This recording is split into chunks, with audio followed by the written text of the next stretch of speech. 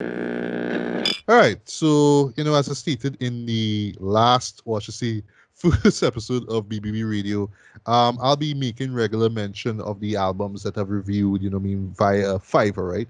I was planning to do mid-year, just basically like just me running through all the albums I've covered, and just what I thought about them, just like a quick run through. But because of circumstances, I've just decided I'm just gonna like for each episode going forward, I'm just gonna just mention at least one album that I've reviewed, right?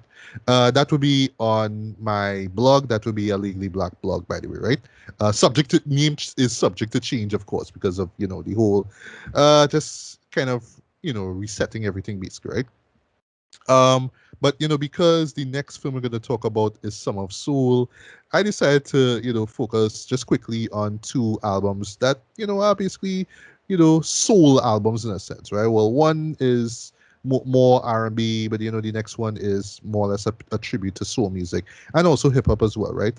So I'm going to start off with that one. That would be The Beginning of, right? This is the debut record from the duo, the Soul Powers, right? Now they are an R&B soul hip hop duo, so it consists of Ontario DJ slash producer Shy the Beat Yoda, who does all the instrumentals for this. And he shows up as the occasional DJ, and so basically he's like the DJ premier to the gangster, right? You know what I mean? Rest in peace to Guru, right? So he's a guy, Right. you know what I mean? He's behind the boards, he's scratching and all that kind of stuff. But ever so often you'll hear his voice, right? He will kind of do a little hyping up ever so often, right? And also we have North Carolina singer E. Smithy, right? This was a guy that I was introduced to a while back actually with one of his albums, and I thoroughly enjoyed that one, right? So yeah, I mean, as I said, Gangsta. Basically, this is like the soul R&B equivalent to someone like Gangsta, like a Pete Rock and CL Smooth or Eric B and Rakim, right? You have the Right. producer and you have the artist, right? That's what it is. But even though it owes a lot to golden age hip hop, right? Okay, you hear a lot of like sampling, from from Gangsta or Slick Rick, or you hear a little bit of it is also inspired by Pete Rock's production, because usually like after a majority of the songs you would hear like a like a little beat play to this kind of act as an interlude between tracks basically. That's something that Pete Rock did very well, right? But E. Smith, being a singer, what I mean, it's just like, well, I'm not gonna rap, but I'm just gonna sing, right? And I'm gonna just show you just how great I am of a writer and a singer as well, right? So basically, what this is just kind of them kind of looking back at the shitty year that was 2020, and just kind of just sharing their thoughts on it, right? But basically, what they're doing also is paying a lot of tribute to just African American musicians and artists, right? Right. So they're channeling a lot of old school hip hop. They're channeling soul singers. You know what I mean, like Curtis Mayfield or Marvin Gaye, Donna Hathaway. You know what I mean, artists like that. But just really showing that those art forms aren't dead. I mean, they may seem old, they may seem sort of old school basically, but they're not dead. And especially with how rough the decade already started, we're gonna show just how relevant this music is. These art forms are, right? And yeah, that's pretty much what it is, right? We get some fantastic songs here. One of my favorite songs of the year is called Soul for You. This is just basically their tribute to soul artists, like I mentioned before. And there's an excellent outro that pays tribute to Spike Lee's Do the Right Thing. I'm not gonna say what moment it is though, but when you hear the song, you will know exactly what I'm talking about, right? We also get songs like COVID, right, where it's just basically them just talking, basically talk from the perspective of, hey, a friend or a loved one is going through COVID, what I mean? But stay strong, you can fight it and whatnot, right? There's an excellent song. This is in the climax of the album called For George, right? This is, basically hit their tribute to the late George Floyd, right? It's very, very, very harrowing though. It's a very powerful song. It's a just it just knocks you flat, and it's just like probably one of the most powerful songs on the album though. But outside of those, I mean, there's just some fantastic beats throughout though. It's very soulful. That's what it is. It sounds very 70s and 60s inspired as well too. But you have those 80s and 90s golden age hip hop inflections, right? A lot of like DJ scratches and just the beats themselves and just how organic they sound. And I mean, just E. Smithy just coming through, just showing how great of a singer and songwriter he is as well. So, yeah, I mean, I would say if you're a fan of old school hip hop, if you're a fan of soul music, if you just love just those music and you just believe in just how impactful music is, then yeah, by all means, I strongly recommend checking out the beginning of. And for me, this is one of my favorite albums of 2021. Right. By the way, I'll put the links to where you can read my reviews of both albums, in the description to this, right? Also, on the second album now, I mean, shout out to Terry Blade for his debut album, American Descendant of Slavery, right? So this one was actually quite different because he actually like sent me the album about I believe it was like about a few months before the end of 2020. So I was able to hear it firsthand before it was officially released February of this year, right? So he is a Chicago-based R&B singer slash songwriter. He is queer, so he uses his yeah, basically he just kind of uses his music to explore not just the African American and LGBTQ experience, but Right. also love and relationships as well. What I mean, a majority of his music is centered on just heartbreak and just kind of getting over it, right? Um, but here basically he just, as the title hints at, it's more or less exploring the repercussions of American slavery on the African American and LGBTQ communities, right? Right. Because yeah, I mean, yeah, what I mean, like, okay, slavery is bad, and I mean all that kind of stuff, and look at how black people catch it hard, as we see in Trinidad, but it's, I imagine it's even worse if you are part of the LGBTQ community, basically, right? Right. And it's Yes. not him kind of saying that it sucks to be gay or whatever it is. Like, no, it's just basically kind of letting you as a listener understand where what they have to go through and what they feel as well too. And quite brilliantly, we're not far off. I mean, it's just that it doesn't even matter what your ethnicity is or what your sexuality is. I mean? It's hard out there. Life is hard. I mean? And yeah, he just kind of uses this album to explore these things, right?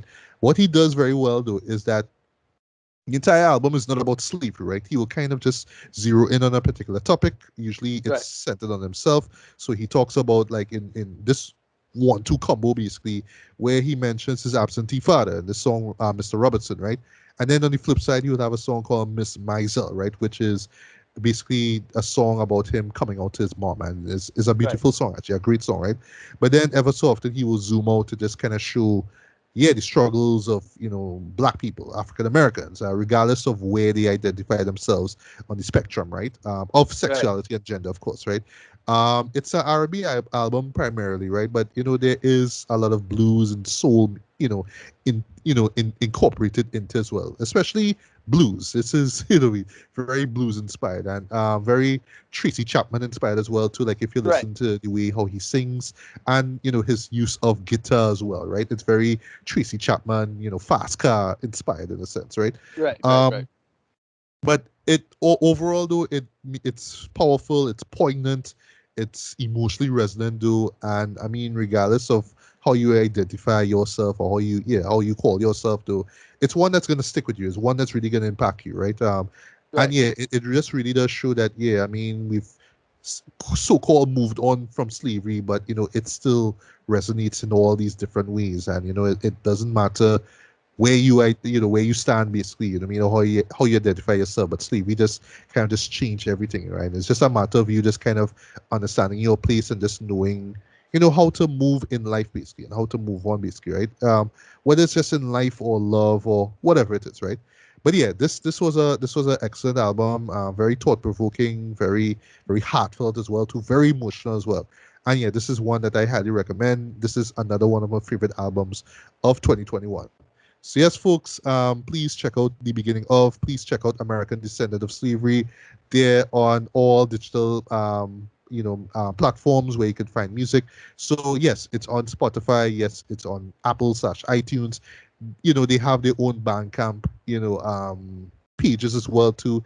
I mean, feel free to buy, to purchase the album as well too. I mean, not just Yeah. listen to it and just keep it to yourself. You know what I mean? And yeah, spread the word, let the world, let your friends and whatnot know that there's still great music coming out from the indie scene. I know we're all kind of spoiled by mainstream music as well too.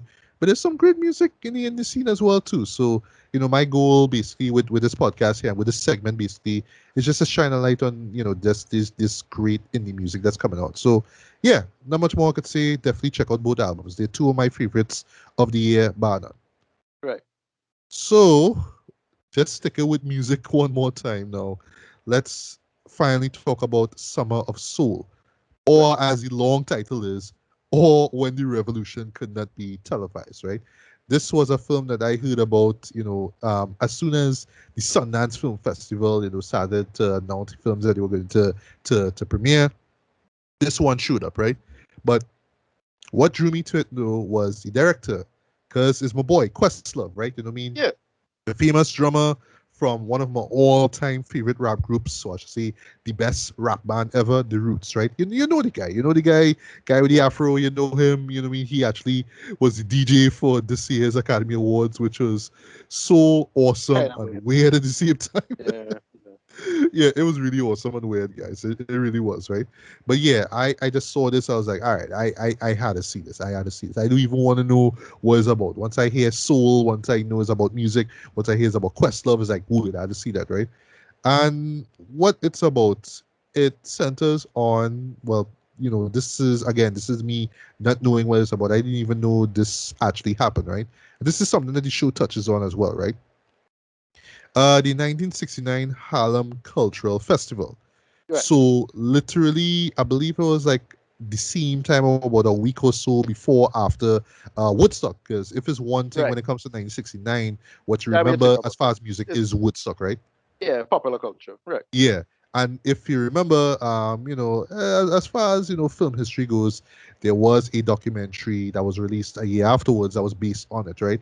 I have not seen it, and if I'm not mistaken, I think it runs for about 3-4 hours. You know what I mean? It's one of those movies that if you're a music history buff, you kind of have to watch. For me, I want to see it because I Right. mean, I know about the history. Sorry, I know about how iconic Woodstock is, but it's one of those things that I would kind of love to see for myself. I've seen clips, but that's as far as I know, right? You know what I mean? There's everybody, all the hippies and all the mud and all that kind of stuff, and all Right. acts like Janis Joplin and what's his face, Jimi Hendrix, and the Yeah. iconic one where he burns the guitar, all that good stuff. It happened there, right? But I want to see the movie for myself, right?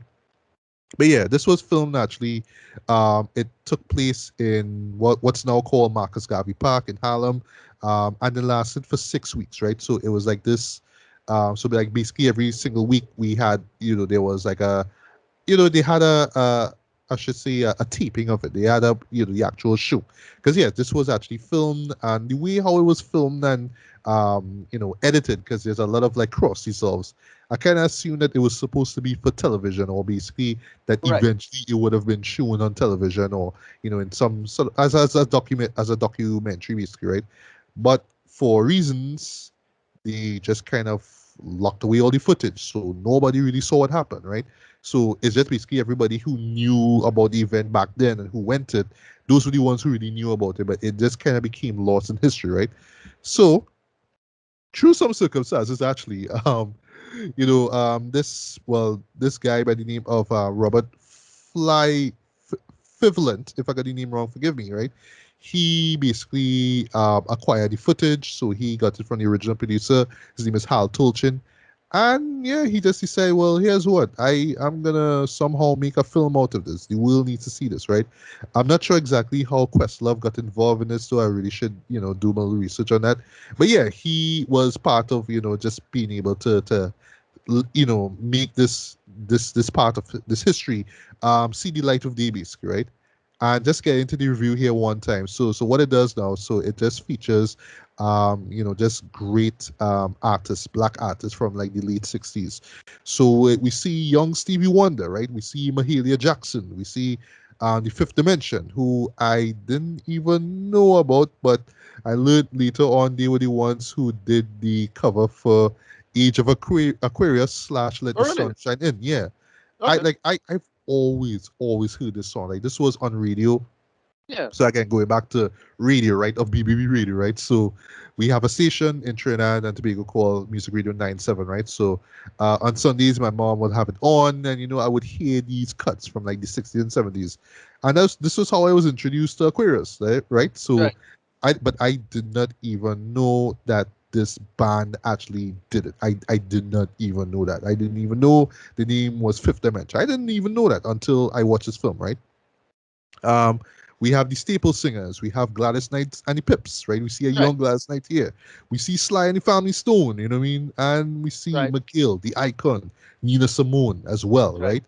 And what the film smartly does though is that you would see, because it's 6 weeks now, so you would see like different acts show up as well too. So it's not to say that everybody show up every single week, right? So every week is somebody new, and it's just a matter of who you come to see and who's there, right? We also see some Latin acts as well too, and in a great moment we actually see we boy Lin Manuel Miranda and his dad. We talk Right. about Wow. yeah, like yeah, he was there. I was like, wood. Yeah, okay, to be repping New York to the fullest, right? Yeah, so he was talking about like the Afro Latino scene, right? Where Yeah. yeah, we have soul, but it was mixed with like with Cuban jazz basically, Right. and it's like this Right. brilliant fusion, right? So yeah, that's what we see here. So getting into the show here one time, I absolutely loved this documentary. Like the moment the film started, I was like, yeah, I love this, right? Because what they do, this is something that if you've been following my podcast, I'm a fan of film restoration. Yes. Yes, this 1969 footage that was thought to be lost, you know what I mean, has been restored and it looks gorgeous. I mean, yes, it does look, like it's from 1969. It does look like, you're watching this segment of like a TV show or whatnot, right? But it looks gorgeous too, and it just really puts you in the middle of this. And I was just fascinated that there was the black equivalent basically to Woodstock, right? Right. That's what it Right. was, right? And it just inspires you to. It's just so brilliant. And for me now, just hearing this music, right, and just being like, wow, they did this, like, you know what I mean, like it was a nice little educational, it was very educational to me, right? Because I'm not gonna say that I know everything when it comes to soul music and whatnot, but just hearing that, oh, it was this guy who sung this, right?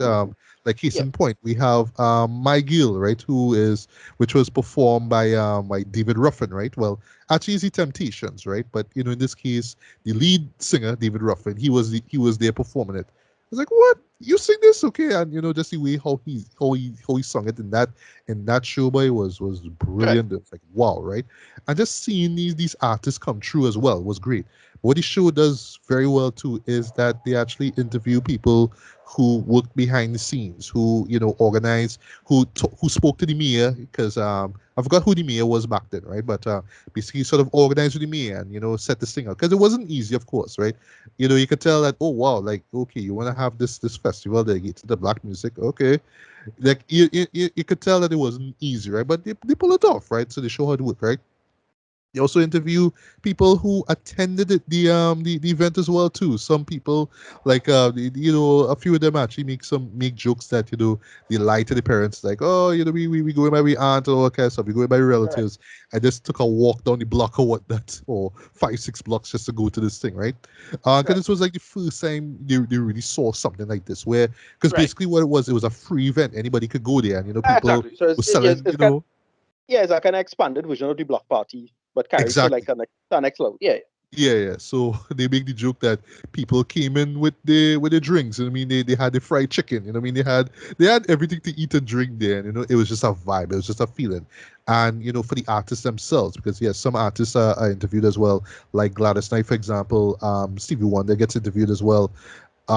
They were just surprised to actually. Oh, and by the way, two members of the Fifth Dimension are interviewed as well.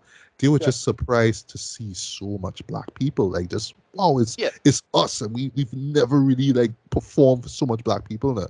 So it's amazing as well, right? But what also makes this show work as well is the historical context, because they talk about the 60s, and there's the civil rights movement.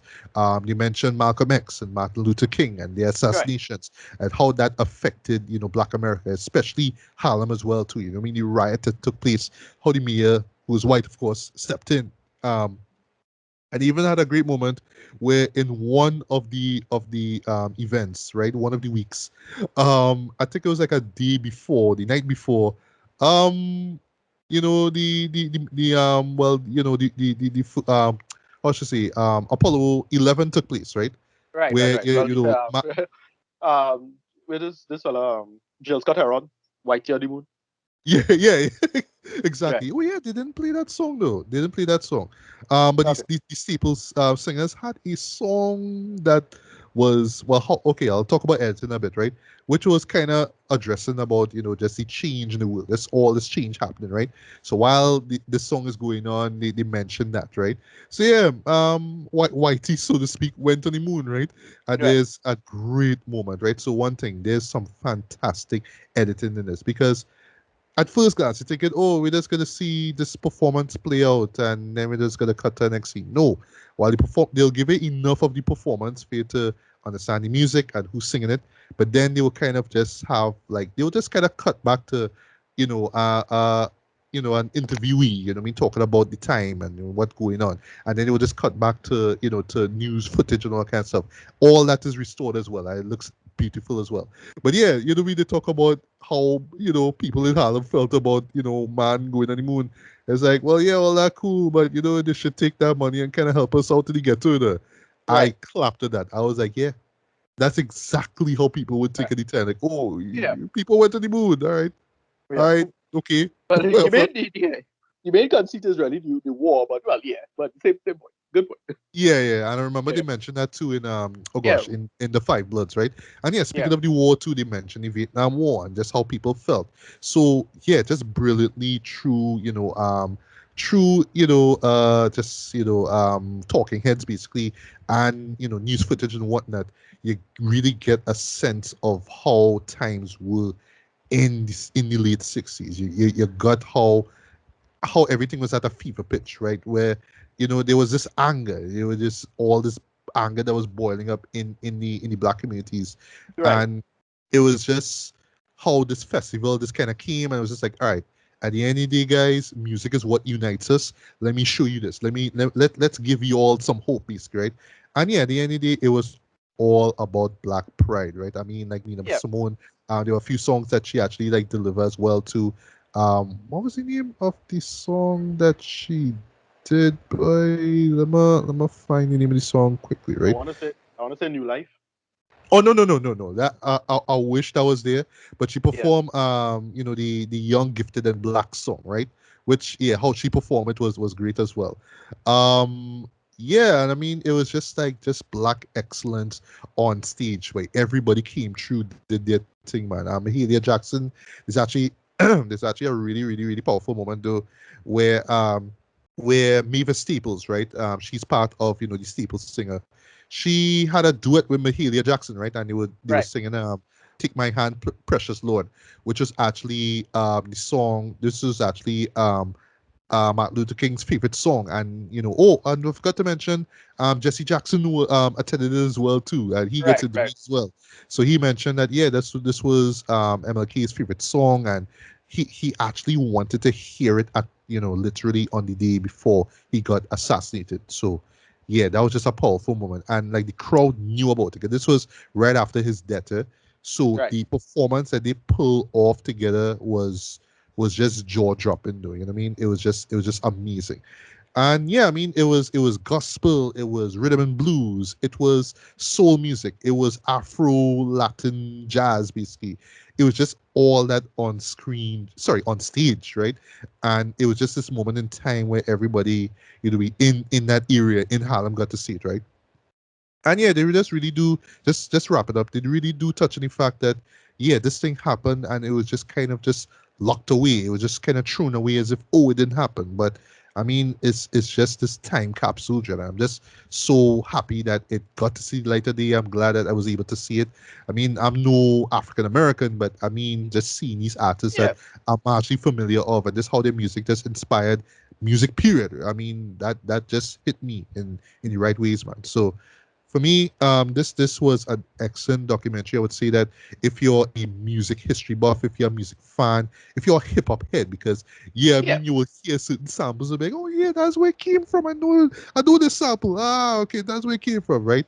And just knowing that this is the music that that gave birth to hip hop and jazz and well, so not jazz basically, you know um I would say just hip hop and jazz music of like the 80s onwards, right? And this was the music that pretty much established it. And we got to see this basically on stage on in this film. I mean, what more can I say, man? So rated wise at the moment, I'm going to give this a strong 4.5 out of 5, man. But I have a feeling with the more viewings I give this could easily be a 5-star trend. So yeah. yeah, this is top 5 for me. You need to see this. You absolutely need to see this. I don't want you to say, well, is this not American and it's like old? No, no. It's about great music. It's about black music. It's about black excellence. It's about the importance of black history, and is the importance of film restoration, guys. And yeah, you know what I mean. As someone who absolutely supports that, I I I don't know, man. It's just the opportunities are endless. Like I just want to see what other great event could be unearthed and just shown to the masses a glorious 4K, right? So that's why I want to see, man. So Questlove knocked it out the park with this one, man. I'm glad, like, because if you listen to the Roots music, they are deeply passionate about black music, right? Especially jazz music as well. So Right, you could tell that this was a project that was near and dear to Questlove's heart, right? And right. also, we shout out to Black Thought as well too, because he get credit in the end. So yeah, Okay, we glad Black Thought do your thing. You know what I mean? Dope right. 100, MC, one of the goats. 100% Dundee. Yeah, 100% done. He's still one of the hardest root songs ever, right? But yeah, man. Again, if you are a music head, if you're a hip hop head, if Right. you're a documentary fan, you need to see this. This is top 5 for me. Expect to hear this, as far as best of the year go. This is I have this is a contender for sure. listen, I know that slotted a space for top 10, but I just didn't find the time to watch it just yet. So yeah, Yeah. because Well, well, it's between that and a movie I just watched out, right? And I wanted to review it here, but a little long and a little thing. This is this fellow Raoul Peck new documentary. Um oh, yeah is it what is the Brute. Exterminate All Brutes? Yeah. I've been Right. hearing great things about that. I watched That's that. also on my to watch list.